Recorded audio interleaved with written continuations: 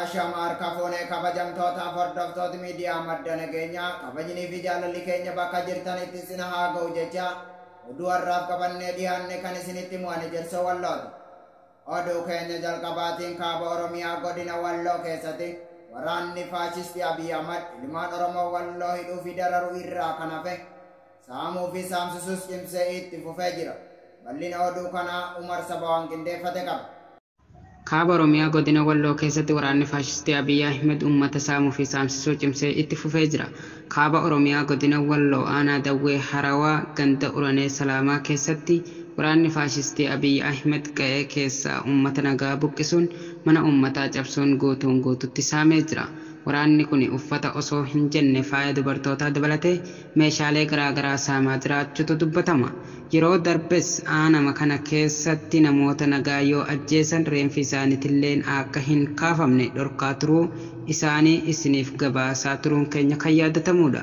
Ganda Uranee Salaamaa gootii Sanqallee keessatti waraanni faashistii Abiy Ahmad humnoota Affaar waliin qindaa'uun meeshaalee uummataa mana uummataa cabsuun guutuun guututti saamee barbadeessee jira.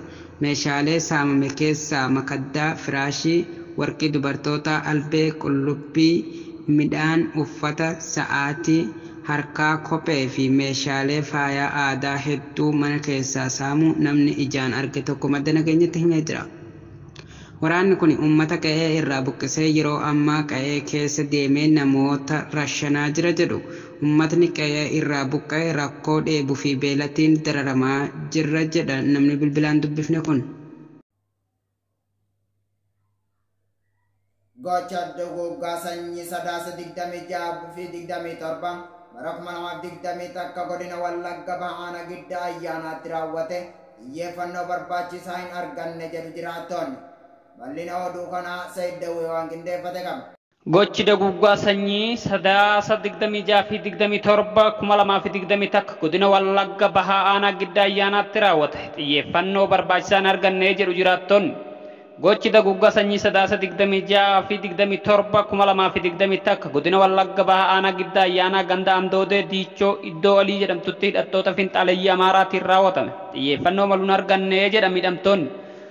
Godina Wallagga Bahaa Giddaa ayyaanaa ganda Amdoodee Diichoo iddoo Alii jedhamtutti keessatti hidhattoonni Finxaaleeyyii Amaaraa haleellaa dhalattoota Oromoo gandicha keessa jiraatan irratti raawwataniin namoonni dhibbaan lakkaa'aman ajjeefamuu OMN jiraattota aanichaa gochichatti dhiyeenyaan beekan dubbisuun gabaasaa ture. Haa ta'u malee gochi nurratti raawwatame xiyyeeffannoo hin arganne haala ibsachuuf ulfaatuun miidhaan jabaaf saaxilamne hawaasa sagalee dhabne taaneerraa jedhu miidhamtoonni gochichaa.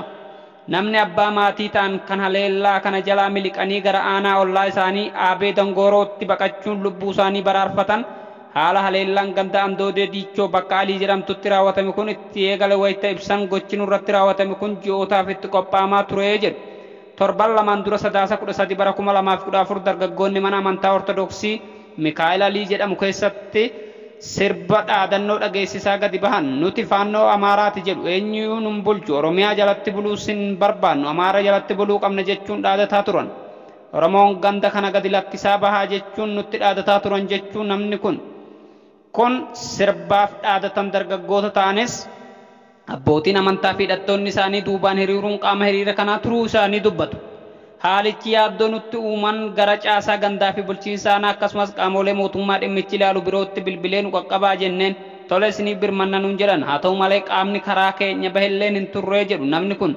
Akka jiraattonni ganda Amdoodee Diichoo jedhanitti sadaasa 13 bara 2014 akka lakkoofsa Impaayera Itoophiyaatti gochi sirbaa fi dhaadannoon eegalame guyyoota 4 booda ammoo gara haleellaatti jijjiirame. Sadaasa 17 fi 18 bara 2014 haleellaa dhalattoota Oromoo irratti hidhattoonni Finxaaleeyyii Amaaraatiin bifa qindaa'een raawwatame kanaan guddoo xiqqaa dhiiraa dubartii osoo hin jedhin yoo xiqqaate namoonni 150 ta'an duguugamuu himu. Haleellaa kanaan miseensota maatii isaanii keessaa nama 50 dhabuu kan dubbatan jiraatan ganda Amdoodee Diichoo gocha duguuggaa sanyiitti nurratti raawwatamee jedhu.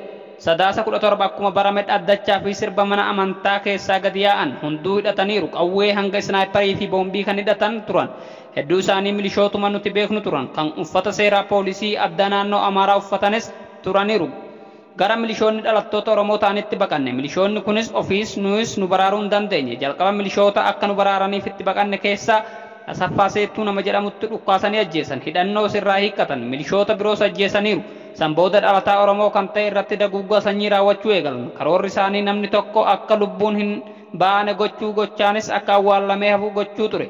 Kan dhume kan oole gara lagaatti baqate. Bifa kanaan hammi hafne lubbuun baanee an eegan lagatti baqadhee dhokadhee torban tokkoon booda gara biyya namaa aanaa ollaa keenyatti argamtu Aabbii Tongorootti ce'ee lubbuun oolee jedhe. Dubartoonnii fi daa'imman dhibbootaan lakkaa'aman hidhamtoota kunneeniin booji'amanii hanga yoonaa dararaa argaa jiraachuus quba qabnaa jedhu. Guyyaa gochi kun raawwatametti dursee tajaajilli bilbila naannicharraa akka citu taasifamus OMN'if ibsaniiru. Haleellaan kun raawwatamuun durumattillee ni mul'ata turan. Bu'uura godhachuun qaamni mootummaa akka durseen qaqqabuuf irraa deddeebiin iyyatanis qaama isaan dhaga'u hin arganne. Waldaan luboota Ortodoksii Tawaahidoo idil addunyaa Tigraay Sinodoosii Ortodoksii Tawaahidoo Itoophiyaa irraa fotoqe. Bal'ina oduu kanaa akka itti aanutti isiniif dhiyaata. Waldaan luboota Ortodoksii Tawaahidoo idil addunyaa Tigraay Sinodoosii Ortodoksii Tawaahidoo Itoophiyaa irraa fotoqe.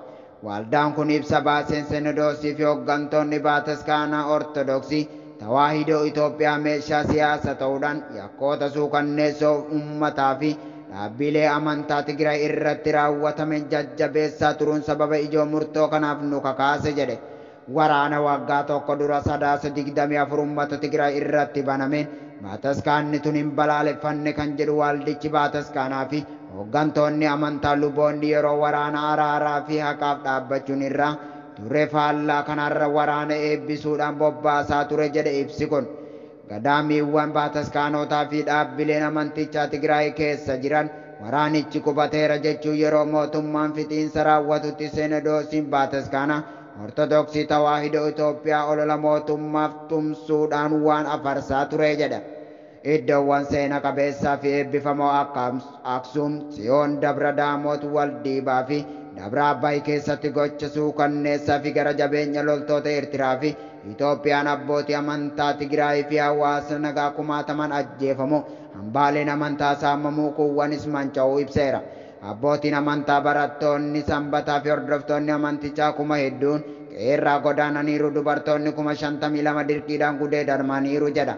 Dhaabbattoonni Tigraay kutaalee naannoo Amaaraa keessatti Bataskaana keessa jireenya dhuunfaa isaaniirraa ari'amanii ajjeefamaa jiru seereera. Haleellaa wasana hin qabne kan humnoota mootummaa loltoota Eertiraa kan Soomaaliyaa faannoo milishaa Amaaraa fi teeknoloojiiwwan waraanaa barrii fi deemara fayyadamuun uummata Tigraay irratti raawwatamaa jiru kan Sinodoosiin Bataskaanaa Ortodoksiiwwan Tawaahidoo Itoophiyaa akka balaaleffattu kan malleen maatii miidhameef deeggarsa akka godhu irra deddeebiin Sinodoosiin gaafannee deebii hin arganne kan jedhu waldaan luboota Ortodoksii Tawaahidoo idil addunyaa Tigraay deebii hin arganne tokkollee hin jiru jedha. Paatriyaarkiin Bataskaanaa Ortodoksii Tawaahidoo Itoophiyaa Abuuna Maatiyaas yakkoota Tigraay keessatti raawwataman wayita miidiyaatti bahuun balaaleffatanitti kun yaada dhuunfaa isaatti malee kan Bataskaanaa Ortodoksii Tawaahidoo Itoophiyaa bakka hin bu'u jechuun hooggantoonni Bataskaanichaa Paatriyaarkicha salphisaniiru. Adeemsi Bataskaanicha Ortodoksii Tawaahidoo fi hooggantoonni ishee itti jiran kun duudhaa amantaarraa kan maqee fi marii itti gaafatamummaa kan hin qabne Bataskaanichas kan salphisuudha kan jedhu. Waldichi kun uummata Tigraay parsantii 95 Ortodoksii ta'ee gantummaa olaanaadha jedheera. Bu'uura kanaan waldaan luboota Ortodoksii Tawaahidoo idil addunyaa Tigraay Sinodoosii Bataskaanaa Ortodoksii Tawaahidoo Itoophiyaa irra fottokuu isaa labseera. Egaa kabajamtootaaf hordoftoota miidiyaa madda nageenyaa oduun har'aaf qabannee dhiyaanne kana gammaa daawwattanidha. Qophiilee madda nageenyaa fan daawwachuu barbaadan YouTube fi Twitter keenya jala dhaqaa isiniin jecha. Aga waan waliin turtaniif galatooma.